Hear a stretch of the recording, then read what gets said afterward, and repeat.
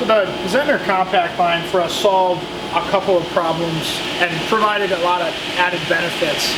Some of the things that we faced on a daily basis were chemical consumption.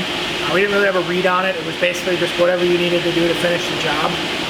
Like chemical absorption from a human standpoint, you had people that were working in environments that, although our SDS sheets said that they were safe with the use of proper PPE, they're still in the environment, they're still in the air. How do you know if it's properly ventilated? We have wall fans, we have ceiling fans, we try to do everything in our power to keep people safe, but with it being a dip tank system going into a pressure washer booth, we just weren't able to guarantee that in a way that we felt comfortable. So that was problem number one. Problem number two is finding somebody who wants to wash screens all day. Nobody wanted to wash screens.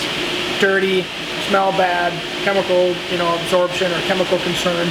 So I would say that this machine, as well as helping us with, speed and cleanliness, obviously, it helps solve that issue for us too. Instead of being a dirty job, it becomes running a machine. Now you're an operator, right? So while we've reduced our head count back here, it's allowed our person running our screen room, our entire pre-press area, you might say, to do all of our reclaiming, all of our exposing, all of our developing, and all of our coating. One person doing it throughout the whole month. The Zentner itself, obviously self-contained. So you have your three booths. So behind the control panel here is another booth. You have ink remover, stencil remover, and then your wash booth. Now obviously Zentner offers much more robust lines, but for us, we have a space constraint. The chemicals are in the basins here. They use pumps to bring it up through and run it in power washers to wash screens. Same thing, we have a big pressure washer on the back side here that runs the pressure washer inside the water tank.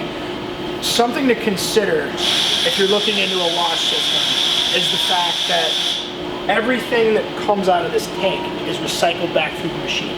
So it has a filter underneath this booth that catches all the ink waste, and then that falls down, what's left of chemical and water falls back down and gets recycled back through the machine. So while we change our tanks probably once every month or so, that's it. That's the chemicals we use for ink remover. Our stencil remover, this is what, a 35-gallon tank or more, 40-gallon tank-ish, and you use about half a quart of chemical in that. So your chemical usage is next to none. We found ourselves being able to pump directly out of these tanks into 55-gallon waste drums, and we recycle it at a reputable recycler in town.